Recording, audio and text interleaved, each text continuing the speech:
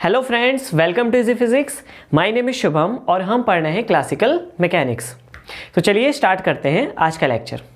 तो आज मैं आपके लिए लाया हूँ ये प्रॉब्लम, लेकिन इससे पहले हम लास्ट लेक्चर की एक प्रॉब्लम को डिस्कस करते हैं। लास्ट लेक्चर में हमने क्या प्रॉब्लम ली थी? उसमें था कि दो मास हैं, एक है m1, यह है m2 और इनके बीच का सेपरेशन था d।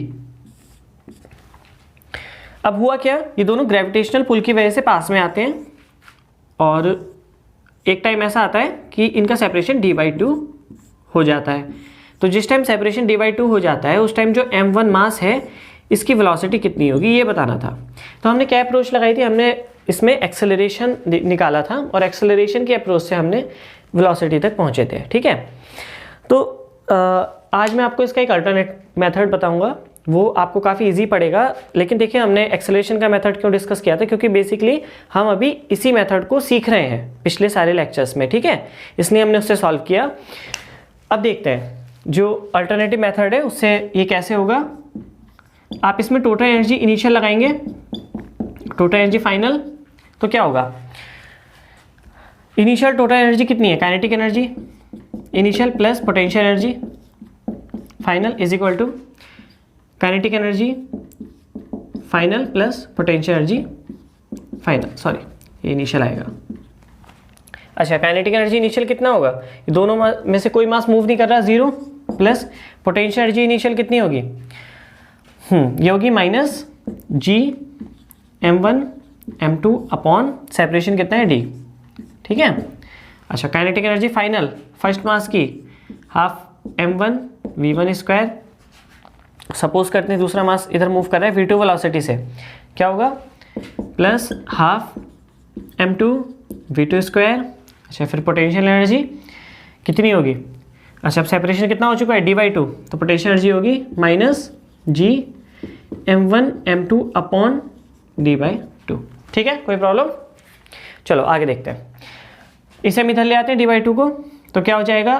2 ऊपर चला जाएगा, ये हो जाएगा 2g(m1 m2) upon d।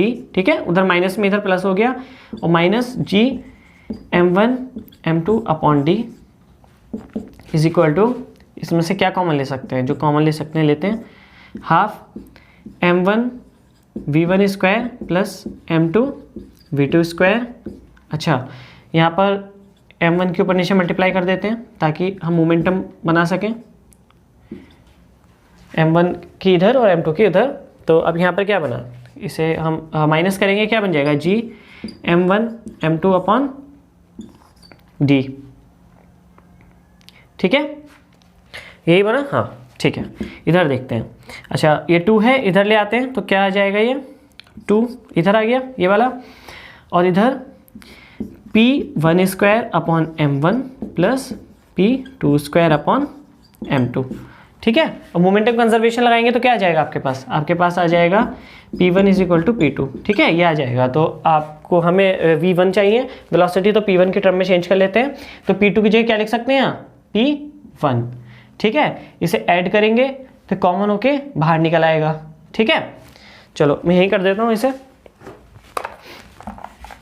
Is equal to p1 square, ये कॉमन ले लिया और अंदर क्या बचा? यहाँ पर 1। ठीक है, चलो तो 2g(m1 m2) upon d is equal to, अच्छा अब ये m1 स्क्वायर v1 स्क्वायर, हमने p की वैल्यू लिख ली और इधर क्या आ गया?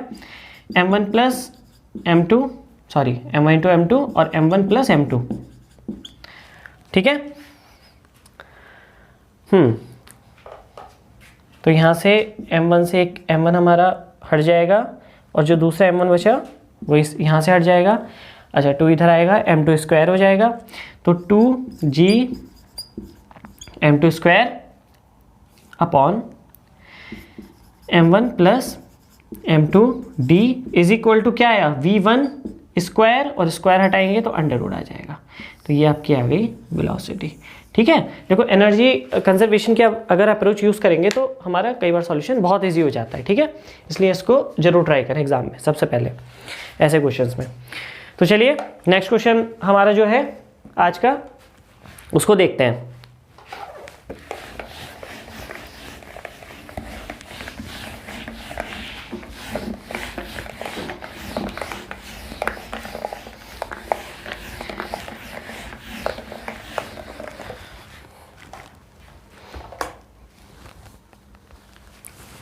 देखिए क्वेश्चन है a particle of mass m thrown with initial speed v naught. मतलब कोई पार्टिकल है जिसे इनिशियल स्पीड v नॉट से हमने फेंक दिया। अच्छा, अब कहाँ फेंका है, ऊपर फेंका है, नीचे फेंका है, ऐसे फेंका है, इसके बारे में कुछ नहीं बताया। ठीक है, तो ऐसे केस में क्या काम करते हैं, जब भी हमें बताया नहीं होता कि कुछ हमारा ग्रेविटी वगैरह नहीं दी है, जिसमें मेंशन नहीं होती है, उस केस में हम हॉरिजॉन्टल मानते हैं। क्यों? हॉरिजॉन्टल में ग्रेविटी को हम कंसीडर नहीं करते। तो हमने माना कि कोई पार्टिकल है मास m का, इसको हॉरिजॉन्टल v नॉट वेलोसिटी से हमने फेंक दिया। ठीक है, चलो, a resistive force minus kV acts on the particle. ठीक है, एक कोई फोर्स है माइनस kV जो पार्टिकल पर एक्ट कर रहा है। ठीक है, माइनस kV मतलब कोई kV फोर्स है जो इस डायरेक्शन में एक्ट कर रहा है, या फिर माइनस साइन लगाओगे तो आप कहोगे कि माइनस kV फोर्स है जो इस डायरेक्शन में एक्ट कर रहा है। ठीक है, तो यहाँ पर है हमारा minus kV force. Distance moved by the particle in time t। t time में पार्टिकल कितनी डिस्टेंस मूव कर लेगा ये बताना है। ठीक है, चले अप्रोच लगाएं अपनी। देखो क्या कर सकते हैं यहाँ पर सबसे पहले हम एक ही काम करते हैं, फोर्स लिखते हैं मास इंटू एक्सीलरेशन के बराबर। कितने फोर्स है नेट, यहाँ पर सिर्फ एक ही फोर्स है, माइनस kV फोर्स लग रहा है पार्टिकल पर, इज इक्वल टू ma। ठीक है, एक्सेलरेशन निकाल लो। एक्सेलरेशन क्या आ गया, minus kV by m। Second step, acceleration uniform है या नॉन यूनिफॉर्म है ये चेक करना है। बताओ क्या है। देखो k कांस्टेंट है, m कांस्टेंट है, लेकिन v है कांस्टेंट नहीं है। क्यों? v है वेलोसिटी। जब पार्टिकल इनिशियली आगे मूव कर रहा है लेकिन उस पर कॉन्स्टेंटली कोई फोर्स लग रहा है, तो फोर्स लगने पर वेलोसिटी कांस्टेंट कैसे रह सकती है। ठीक है, वेलोसिटी तो कम होती जाएगी इस पार्टिकल की। ठीक है, तो इसलिए v हमारा फंक्शन ऑफ टाइम है। फंक्शन ऑफ टाइम है मतलब नॉन यूनिफॉर्म है। अच्छा, अगर एक्सेलरेशन नॉन यूनिफॉर्म होता है तो हम Newton equation of motion use नहीं करेंगे इसमें। इसको जो भी डिफरेंशियल इक्वेशन बनेगी उसे बना के हम सॉल्व करने की कोशिश करेंगे। तो देखो हमें क्या निकालनी है, डिस्टेंस निकालनी है। अच्छा, तो डिस्टेंस के लिए हम क्या काम करेंगे, एक्सेलरेशन को हम क्या क्या लिख सकते हैं। देखो पहले तो ये ले लेते हैं, dv by dt d2x upon dt2, या फिर v dv अपॉन dx। ठीक है, इन तीन फॉर्म में हम कोई भी फॉर्म ले सकते हैं एक्सेलरेशन की। यहाँ पे किसकी ज़रूरत है अब ये देखेंगे। देखो हमें निकालना क्या है, हमें डिस्टेंस निकालनी है, यानी x निकालना है। लेकिन अगर x लेंगे तो सेकंड ऑर्डर डिफरेंशियल इक्वेशन बन रही है। कैसी बनेगी, x लेंगे तो क्या होगा, देखो इसे मैं यहाँ नोट कर लेता हूँ। क्या होगा यहाँ पर, d2x upon dt2 is equal to minus k by m। अच्छा, वेलोसिटी का कोई काम नहीं है, तो वेलोसिटी हमें क्या है, हमें टाइम है, या तो टाइम के टर्म्स में हमें डिस्टेंस बतानी है, तो वेलोसिटी को भी लिखना पड़ेगा। फिर x के टर्म में v क्या हो गया, dx अपॉन dt। तो या तो आप ये इक्वेशन सॉल्व करो, differential equation d2x upon dt2 plus k by m dx upon dt is equal to 0, ये बन गया। या तो आप डिफरेंशियल इक्वेशन सॉल्व करो, x की वैल्यू निकाल लो। ठीक है, मैथमेटिकल फिजिक्स में आपने सॉल्व करना सीखा होगा। अदरवाइज आपको कुछ और सोचना पड़ेगा अगर आपको उस प्रोसेस पे नहीं जाना है। तो यहाँ पर क्या करो, यहाँ पर अब आप डायरेक्ट तो इस पे नहीं पहुँच सकते हो। ठीक है, तो हम क्या काम कर सकते हैं, देखो हम डिस्टेंस तो डायरेक्ट कैलकुलेट नहीं कर सकते। ठीक है, अगर हमें ये इक्वेशन सॉल्व नहीं करनी है तो हम क्या काम कर सकते हैं, पहले वेलोसिटी कैलकुलेट करते हैं ये वाली इक्वेशन यूज़ करके टाइम के टर्म्स में। ठीक है, वेलोसिटी कैलकुलेट करने के बाद हम फिर v को क्या लिखेंगे, dx अपॉन dt। फिर यहाँ से x कैलकुलेट करेंगे। ठीक है, चलो तो हम क्या काम करते हैं, एक्सेलरेशन को लिखते हैं dv by dt is equal to minus kv by m। ठीक है, चलो v को इधर ले आते हैं, dv upon v is equal to minus k by m dt ln v। Limit कहाँ रखेंगे, यहाँ से हमने इंटीग्रेशन किया। इंटीग्रेशन v की लिमिट क्या है, इनिशियली v नॉट है और फाइनल क्या है, कोई भी रैंडम है, किसी रैंडम टाइम पे हम कर रहे हैं, ठीक है। देखो जब भी हमें 2 स्टेप में इंटीग्रेशन कर रहे होते हैं हम, ये मतलब पहले एक्सेलरेशन से वेलोसिटी पे जा रहे हैं, फिर वेलोसिटी से डिस्टेंस पर, तो जो बीच वाला पार्ट होता है उसे किसी बाउंड्री पे नहीं पहुंचाते। बाउंड्री पे मतलब यहाँ से स्टार्ट हुआ इनिशियल से, तो कोई फाइनल पॉइंट पे होगा, वहाँ तक इंटीग्रेशन करके नहीं लेके जाएंगे, हम किसी रैंडम पॉइंट तक रखेंगे। क्यों, हम किसी रैंडम पॉइंट पे देख रहे हैं वेलोसिटी क्या होगी, फिर उस रैंडम पॉइंट की वेलोसिटी को इंटीग्रेट करेंगे हम उसकी इनिशियल उससे फाइनल तक, ठीक है। चलो तो v नॉट से हम v तक ले गए, ये v क्या है, कोई भी रैंडम टाइम पर वेलोसिटी, तो ln v नॉट से लेके v तक इज इक्वल टू क्या होगा, minus k t by m, ठीक है। अच्छा अब रखते हैं ln v minus ln v naught is equal to minus k t by m ln v upon v naught is equal to minus k t by m, ठीक है। दोनों तरफ एंटी लॉग लेंगे तो क्या आएगा, यह आएगा v naught upon v upon v naught is equal to minus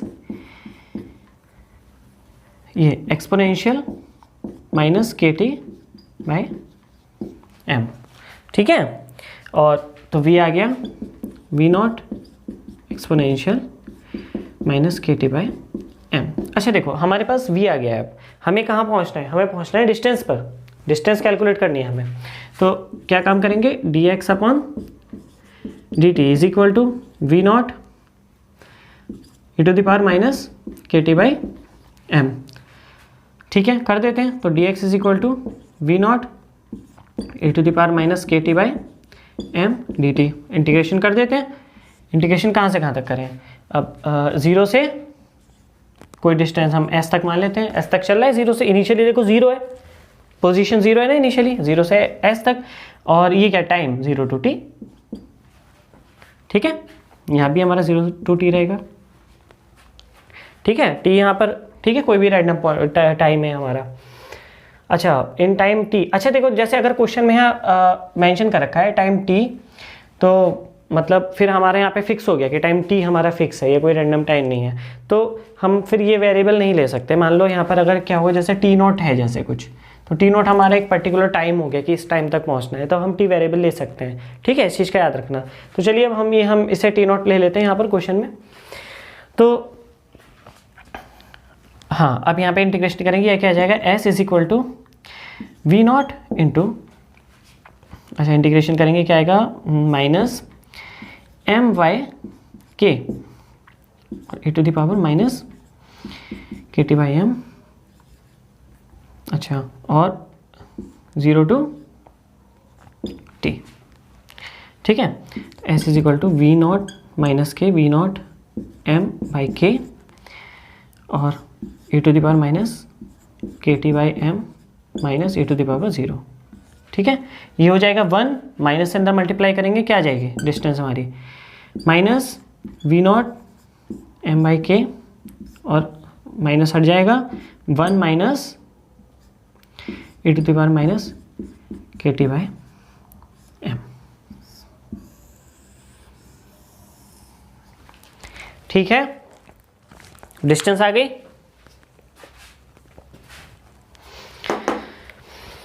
अच्छा अब हम बात कर रहे थे अगर ये डिस्टेंस हमें निकालनी होती इस इक्वेशन को सॉल्व करके तो कैसे करते। तो देखो बस कुछ नहीं है, आपको डिफरेंशियल इक्वेशन सॉल्व करनी है, जैसे सेकंड ऑर्डर की सॉल्व करते हैं। क्या काम करते हैं, हम इसको ये मान लेते हैं इस तरह से d2x plus k by m d x is equal to 0। तो यहाँ पर क्या होता है, d क्या होता है, ये आपका ये ऑपरेट होता है d बाई डी एक्स के लिए यूज़ करते हैं हम। तो इसे एज इक्वेशन अगर हम लेके ट्रीट करें तो d के रूट्स क्या आएंगे, d कॉमन ले लिया, d plus k by m is equal to 0, ये आ गया। तो रूट्स क्या आ गए, रूट्स आ गए d इज इक्वल टू 0 और माइनस के बाई एम, ठीक है, ये हो गए रूट्स। तो अगर इनको हम k1 k2 लिखें, कोई भी ले लेते हैं रूट्स को, ये k1, चलो λ1 λ2 लिख लेते हैं। λ1 क्या आ गया, पहला रूट 0, λ2 दूसरा रूट माइनस के बाई एम। तो सॉल्यूशन क्या होता था डिफरेंशियल इक्वेशन का, किसके लिए निकालना है, x के लिए। तो x is equal to a e to the power λ1 x plus b e to the power lambda 2x, ठीक है। ए और बी कोई भी आर्बिट्रेरी कांस्टेंट है और लैम्डा 1 लैम्डा 2 क्या है, इसके रूट्स हैं, ठीक है। तो इसमें रख दें, हम निकालते हैं, चलो सॉल्यूशन क्या आता है।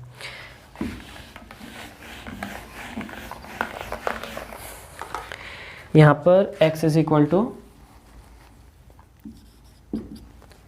ए to the power 0x plus b e to the power minus k by m into t, ठीक है, ये आ गया। तो x is equal to a plus b e to the power minus k t by m, ठीक है, clear.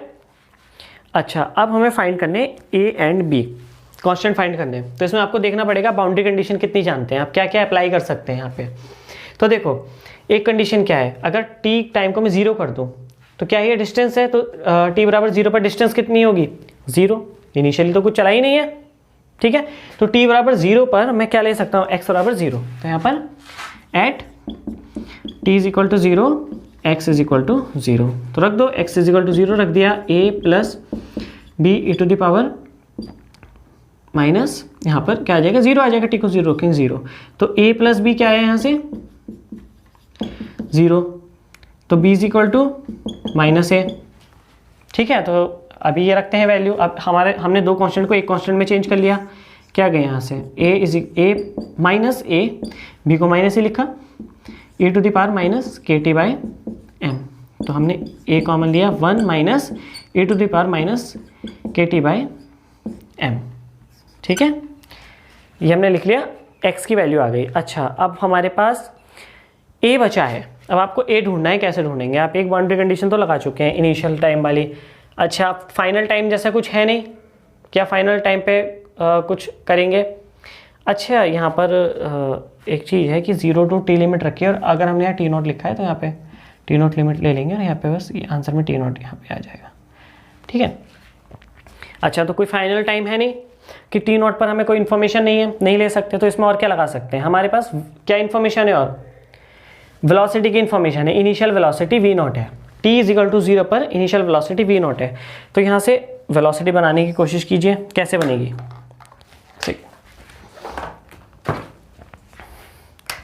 Eight, तो इसको पहले वेलोसिटी बना लीजिए, तो D x upon D T क्या आ जाएगा, v इज इक्वल टू ए और अंदर 1 का 0 माइनस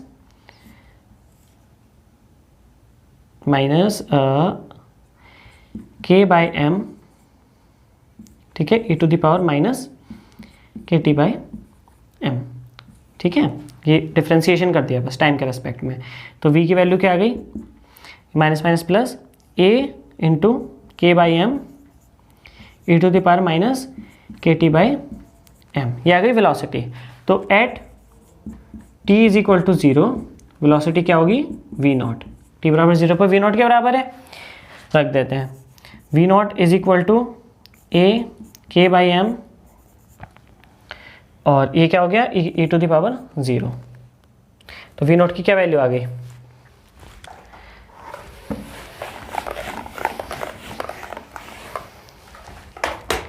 v नॉट की वैल्यू आ गई हमारे पास a k बाई m, और हमें वैल्यू किसकी निकाली थी, a की।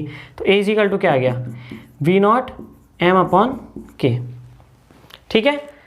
रख दें इसमें वैल्यू, इस इक्वेशन में, इस वाली इक्वेशन में रख दें वैल्यू। देखो, तो x इज इक्वल टू क्या आ गया, a की value v naught m upon k 1 minus e to the power minus k t by M,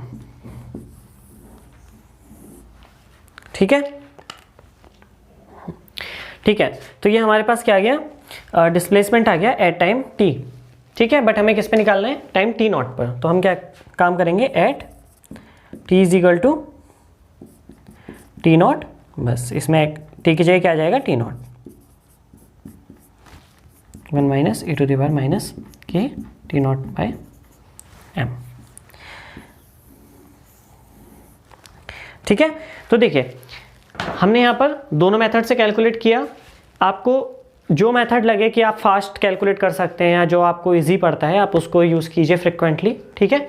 बाकी सीखना दोनों से ज़रूरी है। तो आज के लेक्चर में यही था। बाकी नेक्स्ट लेक्चर में देखते हैं। वीडियो अगर अच्छी लगी है तो लाइक कीजिए और शेयर कीजिए ज़्यादा से ज़्यादा, ठीक है। Thanks for watching easy physics.